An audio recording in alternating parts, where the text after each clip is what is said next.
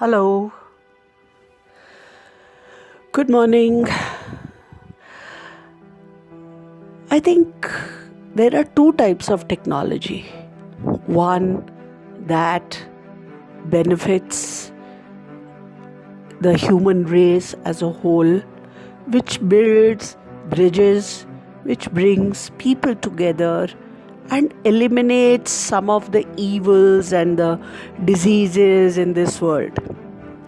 And the other type of technology which just increases the distance between people, between the rich and the poor, between, you know, the sick and the healthy, between those who are deprived and those who have plenty. So, and in this scenario, I think the maximum difference which can be made is with technology that creates an understanding between people.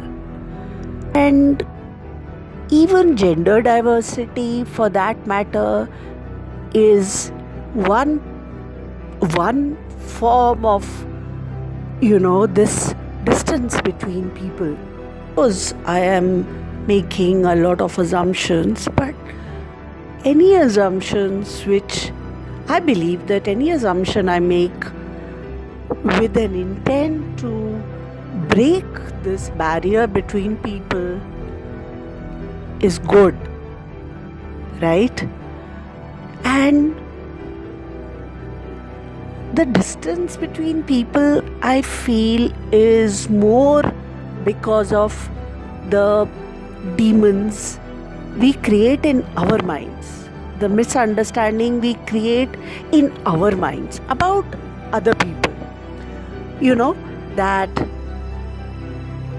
whether it is religion based or whether it is gender based, we have to understand that everybody lives in this world based on their own reality, based on their own belief about what the world is. For example, I find that, in the world there is a lot of mistrust among people. So whoever I meet, I judge them on that scale. And based on that scale, I decide how to interact. While a friend of mine views this world as a fearful place, and therefore they judge every situation in the context of that insecurity, whether it is a situation or whether it is a person. So similarly, we view the world from what we lack. And this is where focusing on building bridges between people is going to help us understand people from how they view the world.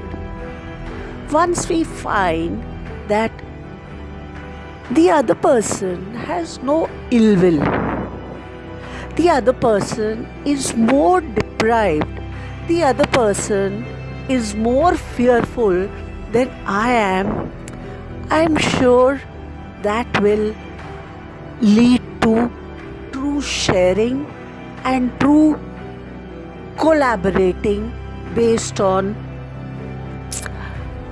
and that is going to build conversations. That is the biggest advantage of emotional intelligence.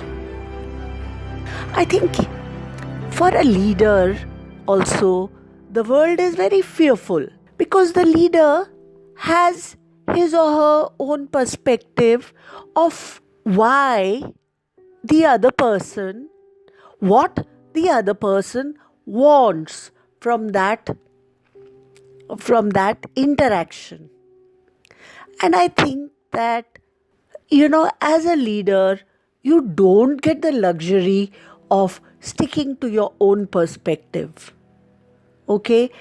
It is incumbent upon the leader to operate from the follower's perspective. That's all. Thanks.